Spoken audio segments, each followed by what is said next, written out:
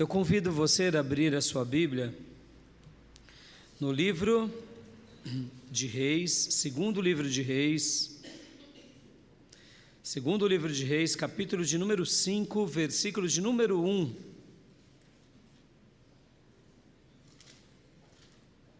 Segundo livro de Reis, capítulo de número 5, versículo de número 1. Temos falado sobre os profetas. Oh, meu Deus, como essas mensagens estão sacudindo a minha vida. Como a perspectiva profética desses homens foram maravilhosas naquela geração e têm sido maravilhosas para nós hoje. Hoje é a minha 20ª mensagem sobre os profetas. E hoje eu quero trabalhar com vocês sobre o profeta Eliseu. Profeta Eliseu. Profeta Eliseu, aquele que assume a escola no lugar do seu mentor, Elias. Ele recebeu unção dobrada. Ele deu continuidade à tarefa. Vai entendendo aí, irmãos? A unção dobrada está ligado à continuidade, à história, à humildade, à submissão, à persistência. Está entendendo porque a nossa sociedade está tão caótica? Eu quero o meu quindim, a minha liderança, os meus projetos. Eu me recordo que um dia eu conversava com o Ribeiro, nosso querido pastor Ribeiro. Enquanto falávamos, o Ribeiro disse assim: eu não consigo entender o porquê as pessoas precisam criar as suas igrejas ou as suas denominações. E eu dizia: eu também não, Ribeiro. Irmãos, temos tantas igrejas maravilhosas, denominações maravilhosas. Para que mais uma? Percebam, é a minha, não é a de Deus. Pastor, e quando surge uma que realmente Deus quis? Aí é diferente. Aí Deus imprime a sua digital. Podem ver que as denominações, elas não nascem pela vaidade humana. Não. Metodismo, por exemplo, não nasceu porque Wesley quis fazer uma ruptura com a igreja anglicana. Não. A igreja anglicana o via com maus olhos, porque mesmo ele sendo um catedrático, professor de Oxford, mesmo ele sendo uma pessoa muito conhecida e honrada, ele era um pregador que pregava nas praças. Isso deixava a igreja anglicana desconfortável, porque para a igreja anglicana ele tinha que pregar na igreja, e ele dizia que a paróquia dele, ou seja, a igreja dele, era o mundo. Era no céu, diante do sol, das nuvens, ou quem sabe das estrelas e da lua. Essa era a paróquia de Wesley. E outra coisa que ele incomodava, que ele começou a pregar tanto, que ele começou a atrair discípulos e eram chamados de pregadores leigos. O que é um pregador leigo? Uma pessoa que foi salva, começou a caminhar com ele e começou a ser cheio do Espírito Santo e começou a pregar também nas praças. A igreja anglicana, diante desse quadro, falava: não, ele tem que ir para o seminário, ele tem que ir para Oxford fazer teologia. Oxford já era, nos dias de Wesley, uma faculdade centenária, já tinha 5 séculos. É uma das universidades mais antigas do mundo, tem mais de 1000 anos. E não, tem que fazer teologia lá, para se formar, receber a bênção do seminário, receber a bênção do rei e aí pregar. Porque quem não está debaixo da bênção do rei ou da rainha não pode pregar. Aí Wesley, desculpa. E Wesley, então, começou a atrair muitas pessoas. Como ele era metódico, apelidaram: ah, você é de quem? Você é da igreja da rainha ou você é dos metódicos? Os metodistas. Aí nasce a igreja metodista. Interessante, não? É assim que vão surgindo, irmãos. A história dos puritanos, quando nós hoje citamos os reformados, os puritanos, falamos assim: puritano, né? Um nome bonito. Não, vocês não têm nem noção. Puritano vem de aos purinhos. aos beatos. Eles eram chacotas nas igrejas naqueles dias, na Inglaterra, na Europa, de uma forma geral, no Reino Unido, na Polônia, na Alemanha. Eram crentes piedosos que não estavam satisfeitos só de vir à igreja uma vez por semana ou de ter o título de que eu sou um cristão. Eles queriam viver tanto o cristianismo, como eram os moravianos, que eles se dedicavam, eles entregavam tudo para fazer a obra de Deus, que as pessoas falam, para de ser purinho, rapaz. Porque um puro, irmãos, ele incomoda aquele que gosta, né, da impureza. Porque, na realidade, quando a gente vê alguém tendo atitudes de pureza, né? É quase uma autodenúncia para quem observa. Porque você sabe que tem que fazer, mas o outro está fazendo, então, tem que falar a verdade em tudo. Tem que caminhar correto, tem que ser honesto em tudo, incomoda. Então, a história dos puritanos nasce assim. Então, na realidade, hoje quando eu falo assim, que linha você segue? Eu sigo os puritanos. Mas nos dias dos puritanos, eles eram objeto de chacota aos purinhos, aos beatos, aos crentes, não é assim? Aos crentes, aos Bíblia. E assim foi na história da igreja, os pietistas, que vêm de piedade, aí vai. Os próprios batistas, eles nascem no contexto de, eles leem a palavra de Deus que tem que se batizar e se batizam, e aí nasce a igreja batista. Os presbiterianos nascem porque eles se organizavam em presbitério e nasce a igreja presbiteriana. Nasceram, pastor, e por que nasceram? Porque aí é um projeto de Deus naquela história. Quando é Deus, Ele preserva a história. Quando é o homem, não. Mas por que eu estou falando tudo isso? Eliseu era um discípulo de Elias, da escola dos profetas, e não da escola dele. Ele amplia. E quando você amplia segundo os valores de Deus, você recebe uma unção dobrada, triplicada, quadriplicada. Você quer isso para a tua vida, meu irmão? Amém? Então vamos aprender um pouco hoje aqui com o profeta Eliseu, discípulo de Elias.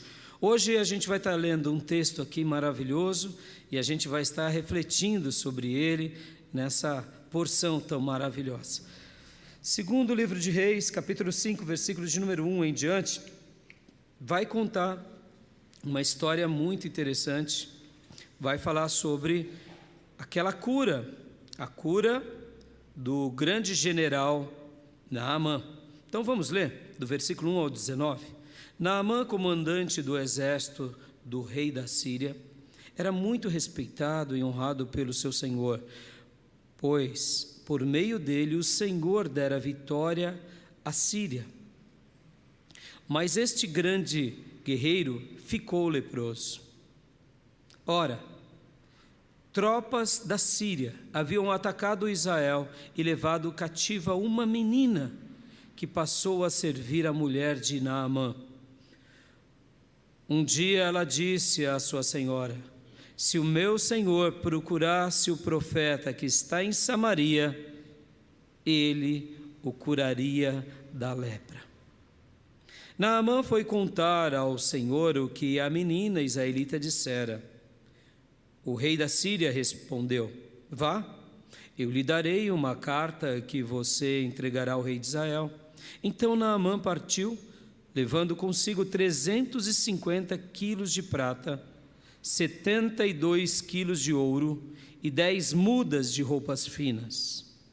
A carta que levou ao rei de Israel dizia: junto com esta carta estou te enviando o meu oficial Naamã, para que o cures da lepra. Assim que o rei de Israel leu a carta, rasgou as vestes e disse: por acaso sou Deus capaz de conceder vida ou morte? Porque este homem me envia alguém para que eu o cure da lepra? Vejam como ele procura um motivo para se desentender comigo. Quando Eliseu, o homem de Deus, soube que o rei de Israel havia rasgado suas vestes, mandou-lhe esta mensagem: por que rasgaste as tuas vestes? Envia o homem a mim, e ele saberá que há profeta em Israel. Então Naamã foi com os seus cavalos e carros e parou à porta da casa de Eliseu. Eliseu enviou uma mensagem para lhe dizer: vai e lave-se 7 vezes no Rio Jordão. Sua lepra será restaurada e você ficará purificado. Mas Naamã ficou indignado e saiu dizendo: eu estava certo de que ele sairia para receber-me, invocaria em pé o nome do Senhor, o seu Deus, moveria a mão sobre o lugar afetado e me curaria da lepra. Não são os rios de Abana e Farfar em Damasco os melhores do que todas as águas de Israel? Será que não poderia lavar-me neles e ser purificado?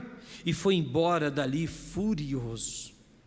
Mas os seus servos lhe disseram: meu pai, se o profeta lhe tivesse pedido alguma coisa difícil, o Senhor não faria? Quanto mais ele apenas lhe disse que se lave e será purificado. Assim ele desceu ao Jordão, mergulhou 7 vezes, conforme a ordem do homem de Deus, e foi purificado. A sua pele tornou-se como de uma criança. Então Naamã e toda a sua comitiva voltaram à casa do homem de Deus. Ao chegar diante do profeta, Naamã lhe disse: agora sei que não há Deus em nenhum outro lugar senão em Israel. Por favor, aceita um presente do teu servo.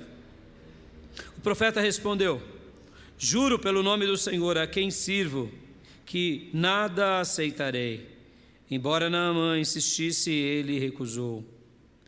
E disse Naamã: já que não aceitastes o presente, ao menos permita que eu leve 2 mulas carregadas de terra, pois teu servo nunca mais fará holocaustos e sacrifícios a nenhum outro Deus, senão ao Senhor. Mas que o Senhor me perdoe por uma única coisa: quando o meu Senhor vai adorar no templo de Rimom, eu também tenho que me ajoelhar ali, pois ele se apoia em meu braço. Que o Senhor perdoe o teu servo por isso. Disse Eliseu: vai em paz. Até aqui. Pai, fala aos nossos corações, em nome de Jesus. Amém. Meu Deus, há profeta em Samaria. Que texto maravilhoso! Nossa nação precisa de profetas, amados. O mundo precisa de profetas que proclamem a palavra de Deus. Olha que forte esse texto, ele é maravilhoso, porque esse milagre não começa simplesmente porque o profeta está pregando na praça. Esse milagre começa por causa de uma menina que foi capturada.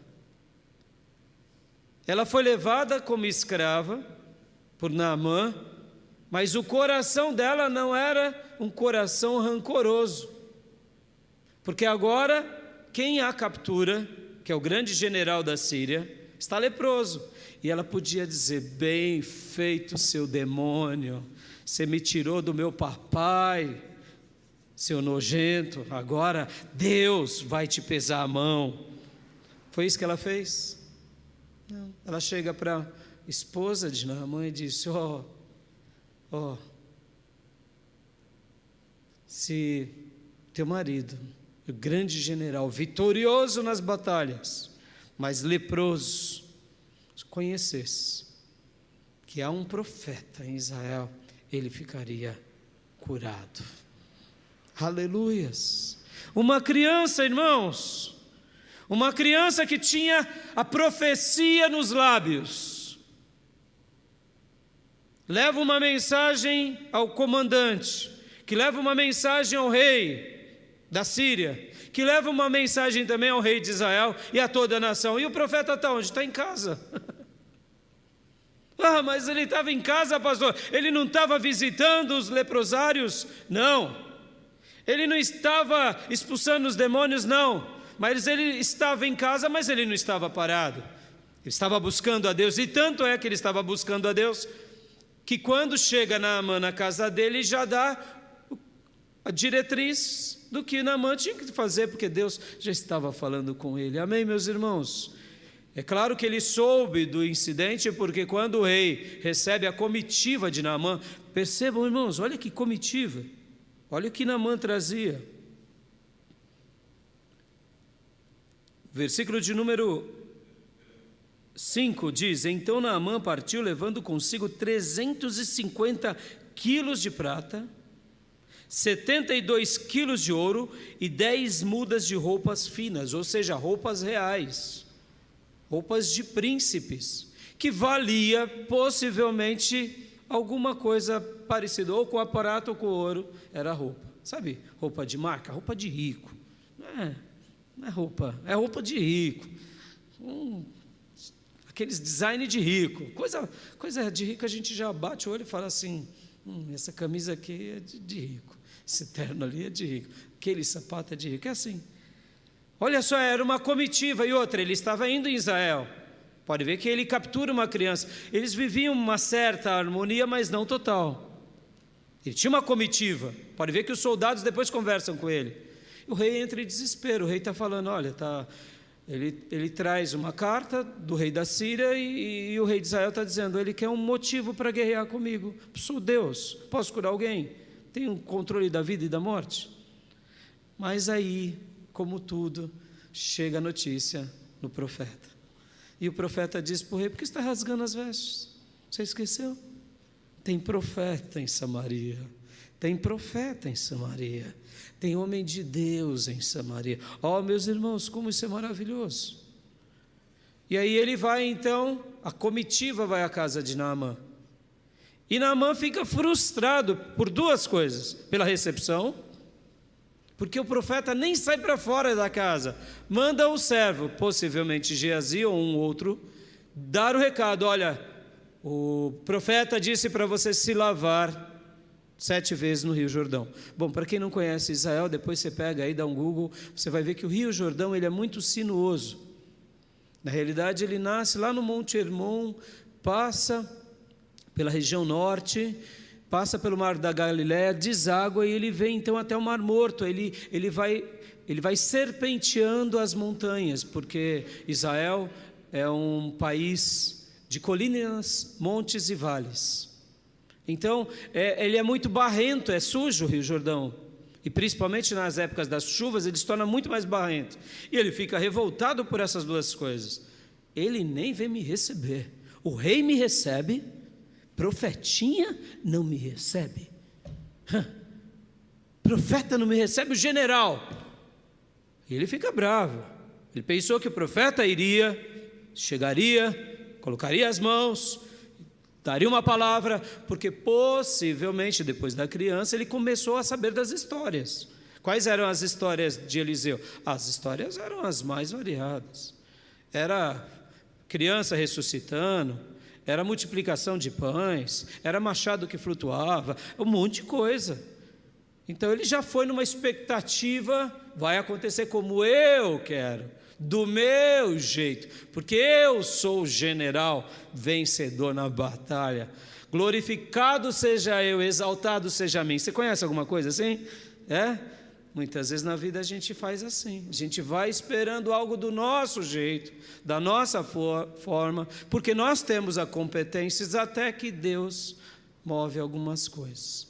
Põe um Eliseu diante de nós para nos desconstruir. Meu irmão, guarda isso daqui no seu coração. Deus nos desconstrói para construir algo melhor. Posso ouvir glória a Deus? Você não é oleiro, nem eu. Ele é o oleiro, você é vaso. Se deleite em ser vaso. As orações e canções que fazemos, faz de novo, o Senhor deve ser sempre presente na nossa vida. Porque se a gente carrega alguma virtude, a virtude não é do vaso, é do conteúdo que temos, que é o Espírito Santo e a pessoa de Jesus. O vaso é vaso. Nós só somos vaso. O tesouro é Ele que habita em nós. Amém, meus irmãos? Deus vive nos desconstruindo, irmãos, é assim. porque Ele nos ama. Felizes são aqueles que entendem o projeto divino. Então Naamã estava sendo desconstruído, em primeiro lugar pela lepra que o atingiu. Porque, irmãos, o que era a lepra nos dias bíblicos? Era uma praga, não tinha cura. Era algo bem parecido com as doenças terminais dos nossos dias. Tanto é que se criavam, inclusive, centros de leprosos, cidades de leprosos, onde eles viviam lá até a sua morte. Não poderiam se comunicar com as outras cidades. Quando entrassem por uma necessidade, eles tinham que tocar sinos, eles tinham que dizer, é leproso, é leproso. E as pessoas, muitas vezes, vinham, recebiam à distância, colocando comida nos lugares.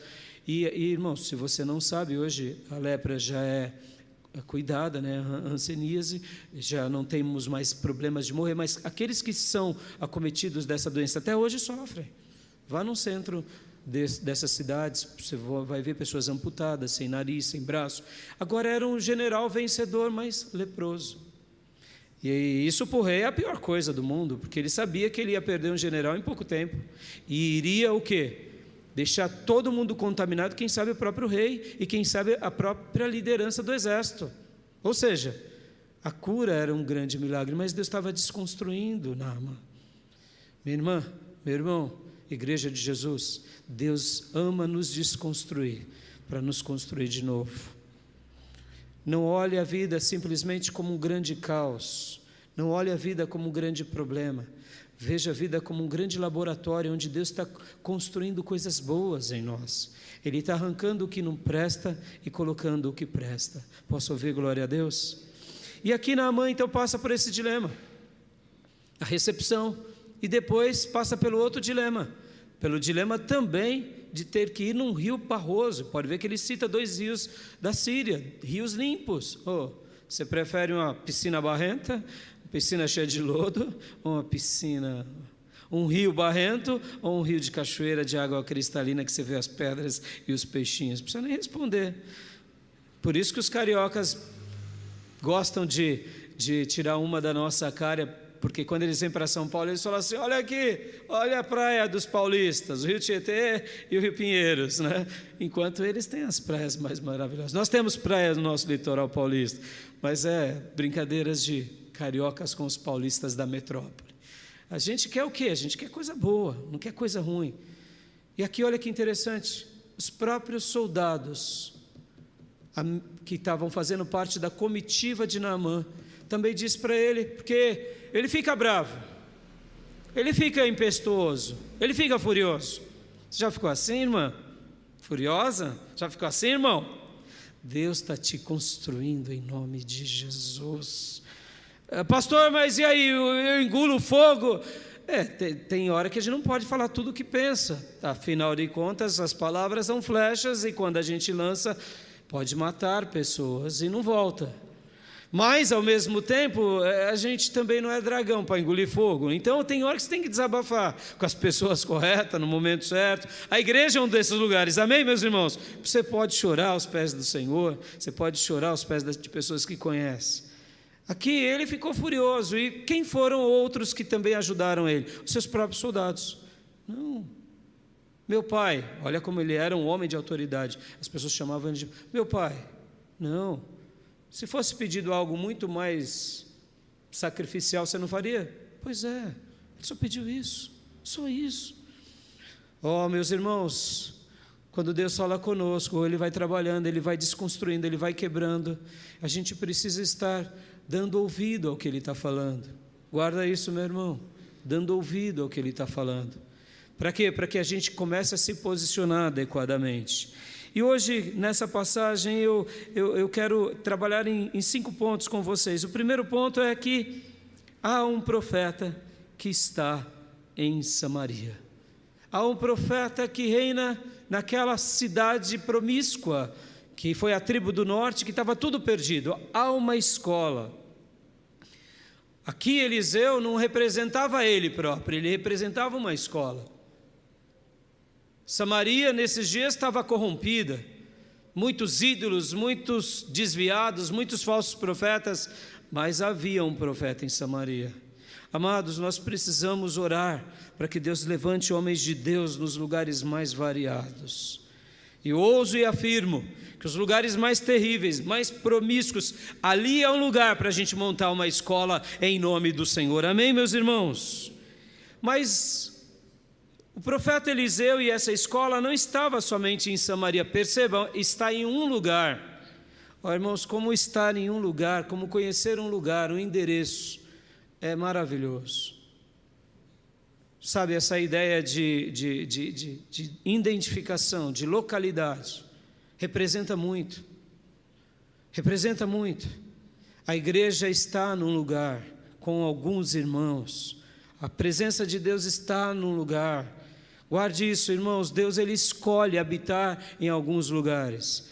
Os palácios nesses dias, que inclusive Acabe e Jezabel tinham construído, eram revestidos muitas coisas de marfim. Deus não estava nos palácios reais. Deus estava na escola dos profetas, ao lado do grande discípulo de Elias, Eliseu. Posso ouvir glórias a Deus, meus irmãos? Precisamos estar onde Deus está.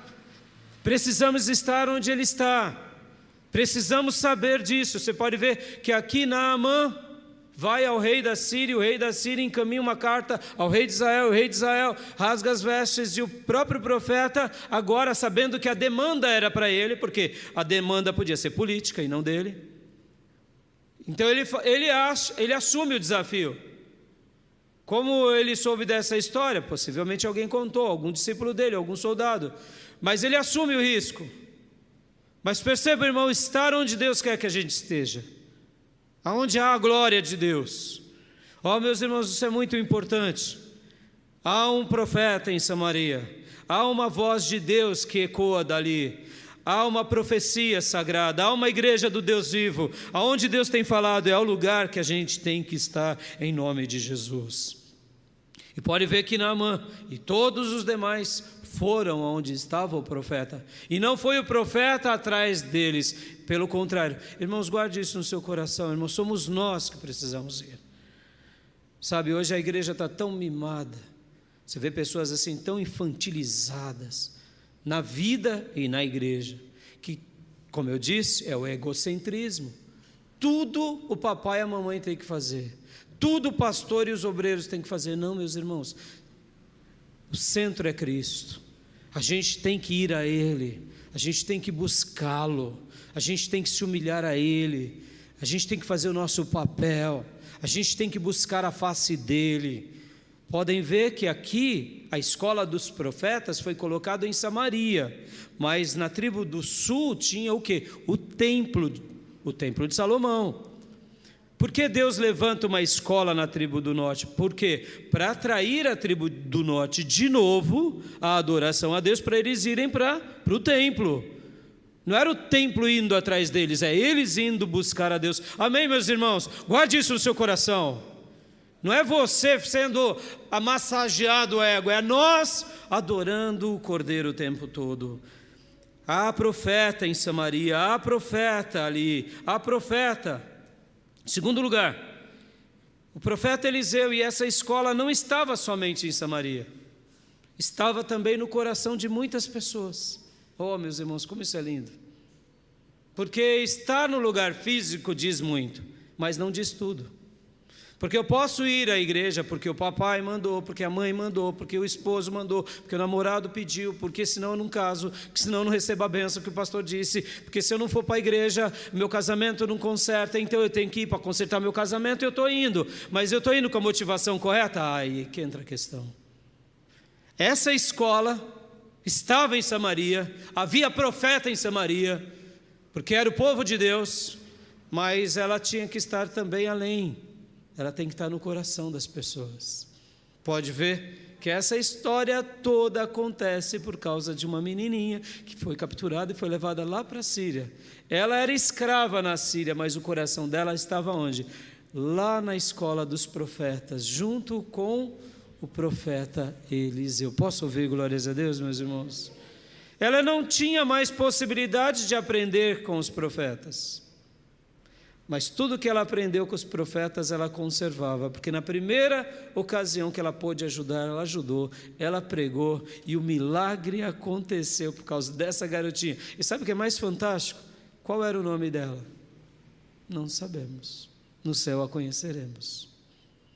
Ou seja, essa escola de profetas estava no lugar, tinha o endereço, mas estava no coração. Aleluia! Que Deus faça com que esse valor esteja no seu coração para sempre, meus irmãos, porque aí entra algo extraordinário.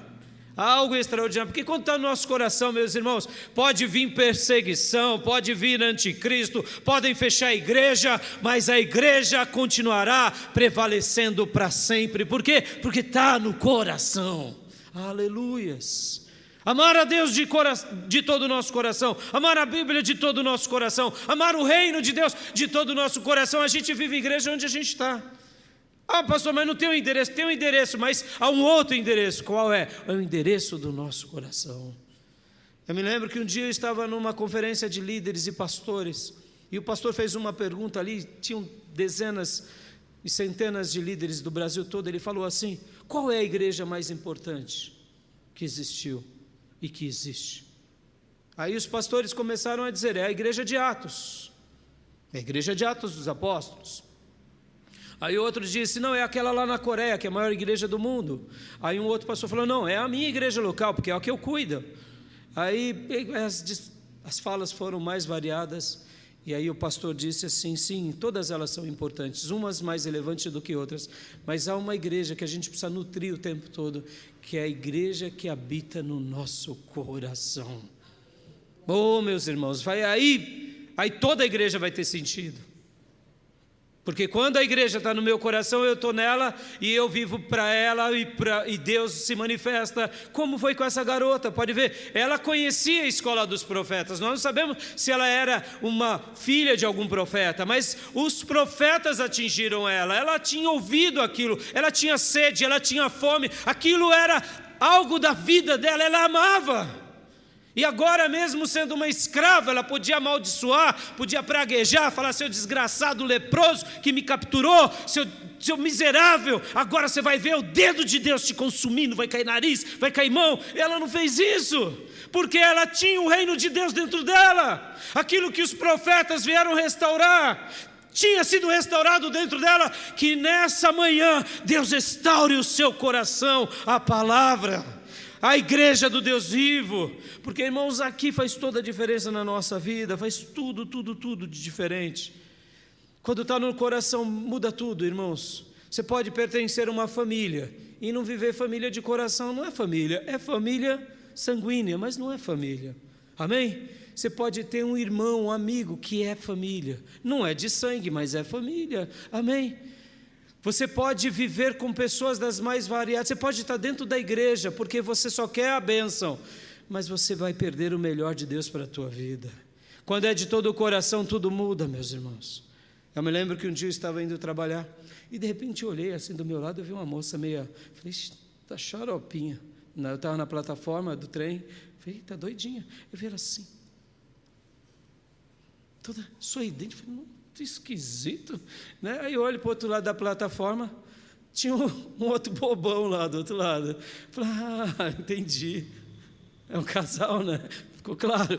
Você vê alguém falando baixinho, né? Sorrindo, logo cedo, todo mundo cansado, e de repente, do outro lado, falando com os olhos, descendo a mão bem suavemente, e ali eu vi que eles estavam num papo, irmãos, mas num papo tão lindo, que eu já fiquei de camarote, né? Porque eu falei: olha que coisa linda. E ali eu fiquei vendo, e de repente vendo, chegou um trem, chegou outro, e primeiro chegou o do rapaz, e de repente ele entra e ele dá um jeito e tal, e ali ela continua, e os dois, irmãos, assim, imaginem, né, essas coisas, a minha imaginação divaga, a conexão era tão grande, que imagina, né, como se fossem linhas invisíveis, né, foi se arrastando, até quando perdeu de vista, e ela, e ali eu falei: que coisa linda, alguém que ama, irmãos. Olha só que interessante, haviam dois trilhos, havia risco, eletricidade, perigo, barulho, pessoas. Haviam as pessoas como eu, que no primeiro momento falei, xaropinho. Tudo, a pessoa não ligou para nada disso. Por quê? Porque os corações deles estavam o quê? Conectados. Eles sorriam com os olhos. Você via doçura, você via amor, você via paixão. Mas não tinha palavras, tinha balbuciar, gestos meigos. Sabe, parecia que estava pegando a mão dela aqui, e ela lá, pegando a mão dele lá. O que é isso? Coração, irmão, coração. Irmão, não é a distância que a gente mora, é como está o nosso coração com aqueles que vivem conosco. Deus está lá no céu, à destra do Pai, e o teu coração pode estar explodindo por Ele, porque o coração dele está explodindo por você. Há uma conexão do coração. Essa menina, ela estava lá, mas ela estava aqui, aleluia, e isso faz toda a diferença. Continuando, terceiro lugar, Eliseu passou também, olha só, quando há uma conexão clara, de que há profeta em Samaria, há profetas do Deus vivo, há um endereço para buscá-los, e eu encontro-se com esses homens de Deus de todo o coração, o tempo todo, aí a terceira coisa acontece, qual que é? Extravasa, atinge as demais pessoas, porque esse reino de Deus que está dentro de nós não fica conosco, vai para fora, para a gente abençoar mais vidas. Esse é o projeto igreja, esse é o projeto reino. A gente não consegue viver para nós o cristianismo, a gente expande para todos, para amigos, para conhecidos, para parentes, para quem não gosta de nós e até para inimigos. Expande, vai abençoar todos, amém, meus irmãos? E aqui Eliseu e essa escola passou agora, por causa dessas duas primeiras coisas lindas, passou a habitar no coração de quem? Do grande general Naamã. Ele era um sírio, que servia um outro rei, mas esse milagre chegou lá na Síria. E perceba, irmãos, que isso foi tão poderoso na vida de Naamã, o milagre dele, que ele quis até levar 2 mulas carregadas de terra. Ele traz, aqui troca, parecia uma troca. Vem cá, nos nossos dias, vamos fazer um case aqui bem rápido, uma liçãozinha de casa aqui bem rápido. Chega um general de um outro reino com 350 quilos de prata, 72 quilos de ouro e 10 mudas de roupa fina. Chega numa igreja com um profeta e pede assim: olha, eu quero te dar tudo isso, porque eu sei que o senhor é profeta, né? Profeta aqui da escolinha, está difícil as coisas aqui, né? E o senhor aceita? Em primeiro lugar, falar, eu aceito e pode trazer o ano que vem. Em primeiro lugar, os pastores e falsos profetas de hoje fariam isso ou não? Primeira coisa, eu recebo? Claro que recebo, afinal de contas, olha a nossa escolinha, olha como que a gente vive com privação, e eu vou poder fazer muitas escolas espalhadas no Brasil, no Israel, na tribo do norte, e no mundo, afinal de contas vai dar para fazer? Foi isso que ele fez? Não foi. Homens de Deus não tomam proveito em coisas sagradas que não pertencem a Ele, e quando tomam proveito, não é o proveito pelo proveito, eles são sustentados por Deus. Podem ver que essa escola, irmãos, porque muitos falsos profetas não pregam essa escola? Claro que não vai pregar. É o milagre da farinha, do azeite. Eles vão querer isso? Eles querem o milagre do jato, das contas, das ações, das bonificações, das barras de ouro. Então, irmãos, aqui o profeta Eliseu demonstra, não vou querer nada. Pastor, ele não poderia receber? Poderia, mas ele poderia ter sido mal compreendido, e Deus tinha dito para ele não receber, simples assim. Pastor, chega uma ofertona, Deus pode fazer isso. Por isso que eu falei que eu queria fazer um case bem rápido dos falsos profetas. Falsos profeta diz, entrega tudo, e o mês que vem traz de novo, está entendendo? Porque a bênção vai ser triplicada. Foi isso que ele fez? Não. E o que ele pede? Então me deixa levar o quê? 2 mulas carregadas de terra. O profeta deixa. Por que ele pede para levar a terra, irmãos? Estranho, não? Por que ele pede para levar a terra? Porque a terra representava agora o quê? A escola dos profetas, representava Israel, o lugar sagrado aonde ele num primeiro momento, não gostou da afronta, mas no segundo momento, ele jamais queria se esquecer de que foi naquele lugar que o milagre dele aconteceu. E aqui, ele demonstra agora o quê? Que de fato, aquilo que aconteceu no coração daquela menina, que já estava vivendo entre muitos, estava acontecendo no coração dele. A verdadeira conversão. Quarto lugar, ele faz algo interessante. Ele se submete ao grande profeta para alcançar o seu milagre. Deixa eu te dizer uma coisa aqui. Isso não tem nada a ver comigo, isso não tem nada a ver com a Igreja Batista Missionária, com a Igreja Batista, com os reformados, com os puritanos, isso tem a ver com você e com Deus. Naamã só recebeu o milagre dele quando ele se posicionou. Posso ouvir glória a Deus? Qual era a palavra? Mergulhe 7 vezes. Enquanto ele arrazoou consigo mesmo e se enfureceu com o profeta, ele podia continuar nas suas razões, poderia até arrancar a cabeça do profeta. Ele seria curado? Não. Irmãos, na nossa vida não tem nada a ver com o pastor, esquece. E aqui, deixa eu até ensinar para vocês mais uma vez, muitas coisas que eu faço não tem nada a ver com vocês. Tem nada a ver com vocês. Eu amo essa igreja, mas eu adoro o Cordeiro. Eu adoro o Cordeiro. Tem a ver com Ele. Tem a ver com Ele.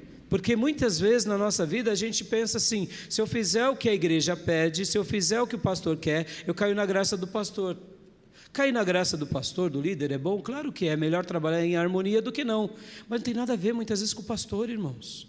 Não tem nada a ver com o pastor, não tem nada a ver com o ministério, tem a ver conosco, com a palavra de Deus.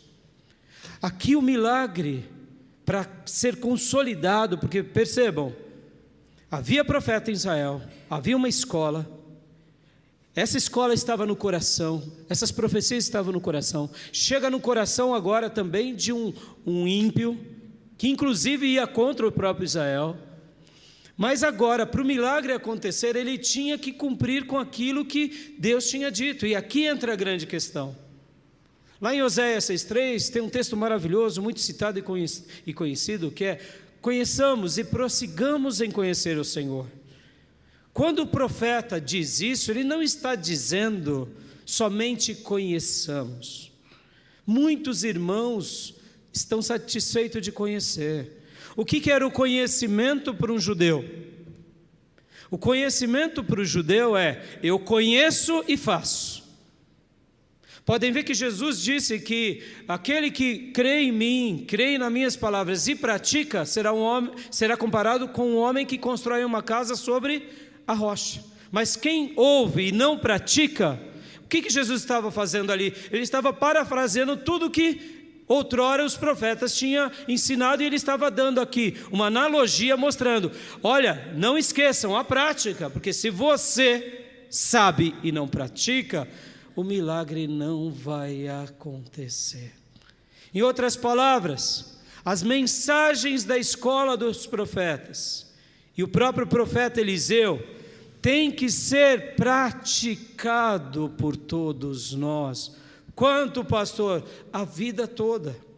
Podem ver que quando Jesus chegava em alguém, ele dizia o quê? Vem e segue-me. Não é, vem aí, conheça-me. Só. Olha, eu sou o Cristo. Ele dizia, siga-me. A perspectiva do aprendizado bíblico é essa: conheço, logo faço. E no brasileiro é assim: conheço, logo tiro 10 e está ótimo. Podem ver que o nosso formato de escola é um formato de conhecimento sem prática. Mas na escola de Deus é conhecimento com prática. Amém, meus irmãos? E o que ele teve que passar aqui? Ele teve que passar por uma porta muito estreita. Qual foi a porta estreita? Mergulhar 7 vezes no Jordão. Deixa eu te dizer aqui. Quer que o milagre de Deus chegue na tua vida? Há uma porta chamada quebrantamento, que ela é bem baixinha. Você tem que se ajoelhar, chegar no chão e se arrastar para passar. Diante de quem, pastor? Diante do eterno da sua vida. podem ver que as palavras de Deus são para nós: prostre-se ao Senhor, coloque a sua boca no pó. Porque muitos, até dentro da igreja, não são transformados. Orgulho, dura cerviz. Quem é o pastor para me mandar? Não tem nada a ver comigo, meus irmãos. Quem é o marido para me mandar? Quem é o pai para ficar me mandando, ou a mãe? Oh, meu irmão, Deus sempre vai colocar alguém sobre nós, para a gente aprender a passar por essa porta que é bem baixinha. Pastor, como eu sei que eu passei por ela? Você vai ver se o milagre chegou na tua vida. Pastor, mas eu estou me ajoelhando, mas aí eu te pergunto, lembra? Havia um profeta em uma escola em Israel, mas essa escola estava no coração. Muitas vezes a gente está se ajoelhando, pondo a boca no pó, mas o coração não está com a boca no pó. Está entendendo, filho? Está entendendo? As motivações são erradas. Eu quero algo para mim, para eu. E Deus está dizendo para nós aqui: olhem para Naamã, olha para essa criança, olha para esses acontecimentos, olha para o meu servo, olha para eles e cumpra com o que Deus deseja. Quando você ler a Bíblia, leia da seguinte forma: Deus está falando comigo. Essa é a forma que eu leio a Bíblia. Por isso que quando eu leio a Bíblia, eu leio somente a Bíblia sem comentários. Eu tenho dezenas de Bíblias com comentários, dezenas, e muitos outros livros de comentário bíblico. Eu não os consulto quando eu acordo, ou quando eu estou lendo a Bíblia. Eu leio a Bíblia e digo: Deus, fala comigo, me ilumina. Quantas vezes a gente dá ouvido para tanta coisa errada. Aqui, em quarto lugar, esse homem alcançou o milagre, por quê? Porque ele fez o que Deus desejava. Guarde isso, irmão. Quando a gente faz o que Deus deseja, a gente é muito resolvido. A gente arruma brigas, a gente fica calado, tem hora que a gente foge, perde para ganhar, tem hora que a gente é mal compreendido. Por quê? Porque quando você sabe que Deus está com você, o Jordão fica pequeno, você passa pelo quebrantamento. Meus irmãos, em nome de Jesus, passe pela porta do quebrantamento, deixe com que isso seja real na tua vida e você vai ver o milagre acontecer. E em quinto e último lugar, teve uma coisa trágica que acontece aqui. O grande discípulo de Eliseu, Geazi, ao ver que o seu líder não pegou a prata, o ouro nem as roupas, devia estar já vivendo uma vida muito em questionamentos no seu coração, porque ser profeta é diferente. Ser profeta é depender de Deus. Ser profeta é crer em Deus. Agora, talvez você diga assim: ô pastor, glória a Deus, eu não sou profeta, né? Mas eu te pergunto, você está numa escola de profetas? Você segue a verdadeira profecia? Então você é um discípulo de profetas como eu. Aqui nós estamos trazendo o que? A grande profecia. Todos nós somos discípulos dos profetas, discípulos de Eliseu nessa história. E a gente precisa fazer uma escolha, porque olha, Geazi, quem era Geazi? Geazi era possivelmente o terceiro da linha de sucessão dessa escola, mas ele cansou. Sabe quando alguém diz: eu estou cansada, pastor, eu estou cansada. Eu estou cansada porque tudo, eu tenho que ceder todas as vezes, eu sou crente, mas eu não sou bobo. Eu falo: a escola do profeta já não está mais no teu coração. Você pode até vir para a igreja, mas olha, você já não passa mais pela porta do quebrantamento, você arrebenta agora a porta da dura cerviz. Por quê? Porque você cansou. É escolha, irmãos. Geazi, depois peguem os textos que precedem e sucedem essas passagens que acabamos de ler, vocês vão ver, a escola dos profetas era uma pindaíba só, meus irmãos. Eram muitos profetas, mas era pindaíba aqui. Até mesmo para ampliar, eles precisavam pedir emprestado machadinho. Machado, imagina. Tinham quantos profetas? Tinham muitos, mas e aí, não tinha machado? Não tinha machado. Vamos lembrar que naqueles dias o ferro era uma grande tecnologia e o aço, uma grande invenção tecnológica que quem dominava durante alguns séculos passados eram os filisteus. Nesse período aqui já tinham alcançado essa tecnologia, mas era caro comprar um machado. Um machado, quem tinha machado era a classe média, alta. Escola de profeta não tinha machado. E eles reclamavam porque não tinha machado? Não reclamava. Quando eles vão comer, eles comem comida simples. Teve até um episódio que eles estão comendo, uma pessoa que estava fazendo lá a comida, pegou algumas coisas envenenadas e colocou na sopa. E de repente alguém viu, falou, morte na panela. Porque sabia que quem comesse aquilo morreria. E aí o profeta diz, então me traga farinha. E ele pega a farinha, mistura e ora lá, e todo mundo come e não morre. Pastor, mas é a unção da farinha, a unção do baiano, não me pergunte o que foi isso. Uma coisa eu sei, olha a situação deles, irmãos, pegar coisas até venenosas, achando que podia comer. Imagina a fome. Pastor, mas e aí, eles estavam vivendo como? Irmãos, vocês têm que lembrar que era um episódio de povo desviado. Povo desviado não dá filé mignon para profeta, povo desviado manda pedra em profeta. Meu irmão, é assim. Povo desviado não lembra assim, falou, profeta, está aqui essa galinha, esse bezerro, vai lá comer. Não, sai daqui, seu miserável, você fica falando coisa que Deus vai me castigar, sai daqui, seu nojento. Era assim. Então era esse episódio.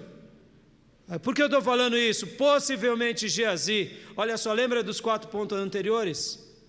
Havia uma escola de profetas em Samaria, havia um profeta em Samaria, mas essa escola tem que estar no nosso coração. E essa escola que tem que estar no nosso coração chegou no coração de Geazi. E chegou de fato que ele praticou, ou melhor, chegou no coração de Naamã. E chegou de fato no coração do general Sírio que ele praticou. Mas e Geazi? Geazi deixou de praticar.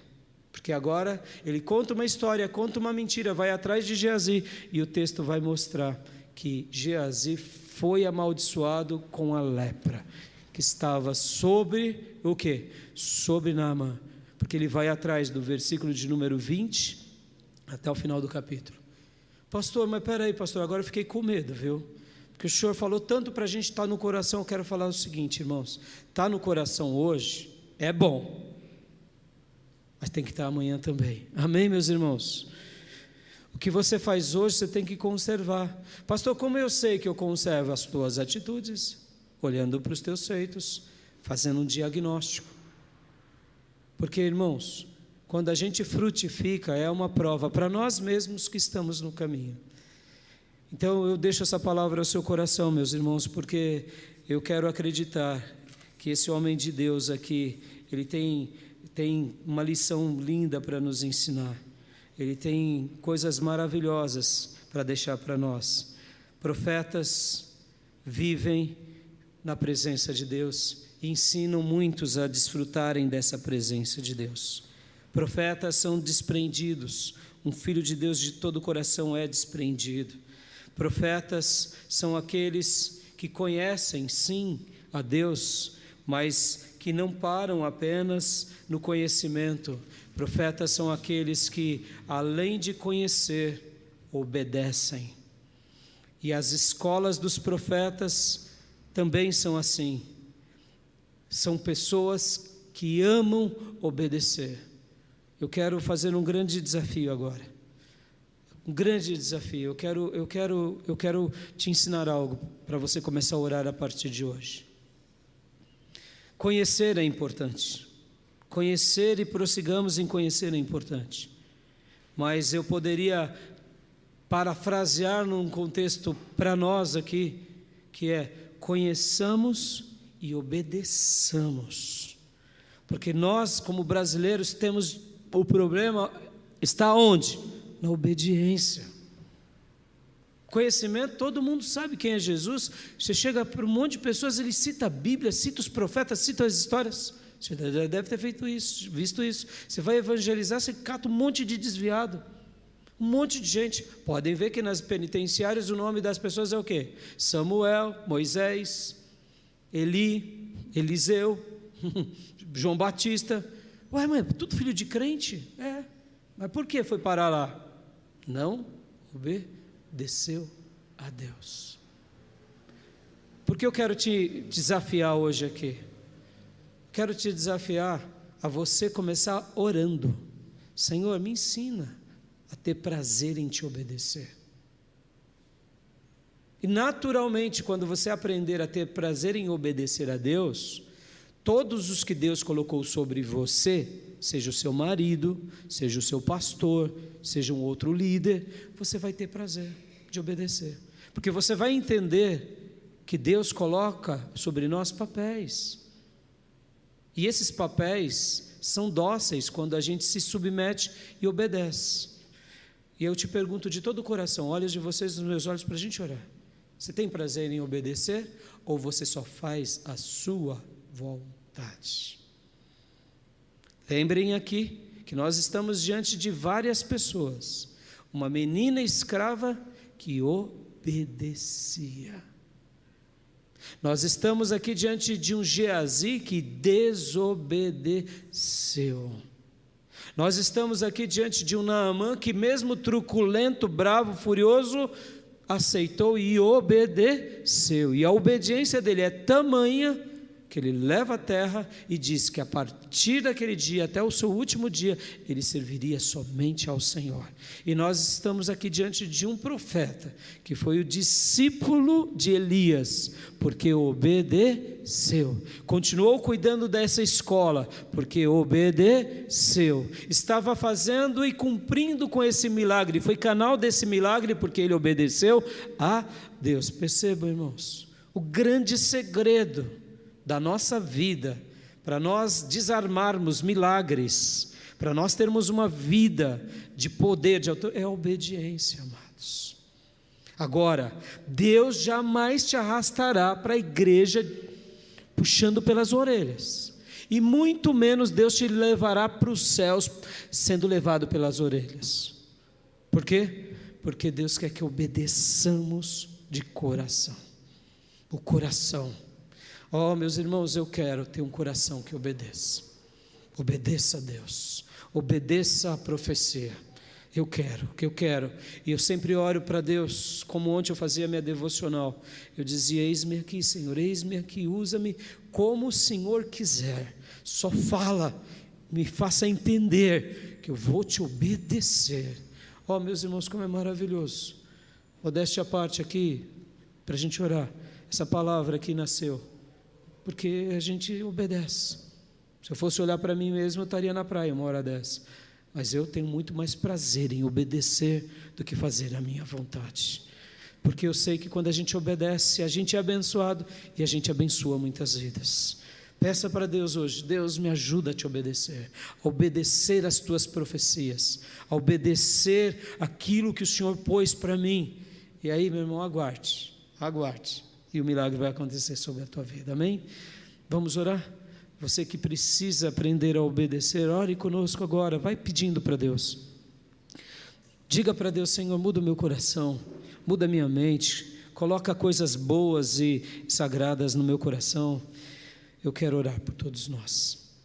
Pai, entrego a Tua palavra ao coração do Teu povo, e de uma forma muito especial, Senhor, eu te peço, derrama no coração da Tua igreja, do Teu povo, esse desejo profundo de Te obedecermos. Sim, Pai, de Te obedecermos, de Te adorarmos, de Te engrandecermos, porque nós queremos, meu Pai, Te glorificarmos, nós queremos Te exaltarmos, nós queremos, e muitas vezes, Senhor, nós nos perdemos entre o conhecimento e a obediência.